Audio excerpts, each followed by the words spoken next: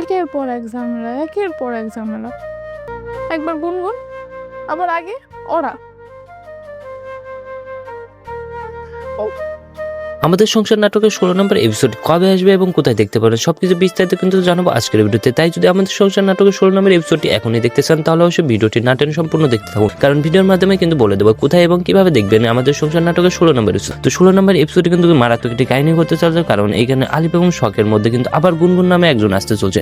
তো এইখানে আমরা দেখতে পাই কিন্তু আলিফের নানি কিন্তু তাদের বাড়িতে বাসায় বেড়াতে আসে। তো এই সেখানে আসার পর কিন্তু আলিফের সাথে আর তার একটি বোনের মেয়ের সাথে বিয়ে দিতে চায়। তো এখন কি ঘটতে চলছে সবকিছু বিস্তারিত কিন্তু জানাবো আজকের ভিডিওতে। তো আমাদের সংসার 16 নম্বর এপিসোডে কিন্তু এখন দেখবো তাদের পরিবারের মধ্যে আরেকটা ঝামেলা হতে চলছে। একদিকে নওরিন কিন্তু শখকে চড় মারার কারণে কিন্তু তাদের শিশির এবং নওরিনের মধ্যে আসলে ঝামেলা সৃষ্টি হয়েছে। তো আপনার কাছে নওরিনের এই ঝামেলা সৃষ্টি করার মেনটা আপনার কাছে কেমন লাগে তা অবশ্যই কমেন্ট করে জানান। অন্যদিকে আলিফ এবং শখের বিয়ে কে কে দেখতে চান তা অবশ্যই কমেন্ট করে জানাতে ভুলবেন না। তো বন্ধুরা, আমাদের সংসার নাটকগুলো আপনারা কে কে সবগুলো এপিসোডটি দেখেছেন তা অবশ্যই কমেন্ট করে জানাতে ভুলবেন না। তো আমাদের সংসার নাটকের 16 নম্বর এপিসোডটি কিন্তু আগামীকাল বৃহস্পতিবার বিকেল 3টার সময় রেড ফিল্ম এন্টারটেইনমেন্ট ইউটিউব চ্যানেলে পেয়ে যাবেন। তো আপনারা এই নাটকটি দেখার জন্য কে কে অপেক্ষা রয়েছেন তা অবশ্যই কমেন্ট করে জানাতে ভুলবেন না। আর বন্ধুরা, অবশ্যই 16 নম্বর এপিসোডটি দেখার জন্য অপেক্ষা করুন, কারণ 16 নম্বর এপিসোডে কিন্তু অনেকগুলো কাহিনী আসলে খোলাসা হতে চলছে। একদিকে কিন্তু আলিফ এবং শখের বিয়েটার বিষয়টি আসলে এইখানে তার নানিকে জানানো হবে, অন্যদিকে শিশির এবং নওরিনের মধ্যে যে ঝামেলাটা হয়েছে সেটা নিয়েও কাহিনী হবে। অন্যদিকে আলভি এবং অনন্যা কিন্তু গ্রাম থেকে এখন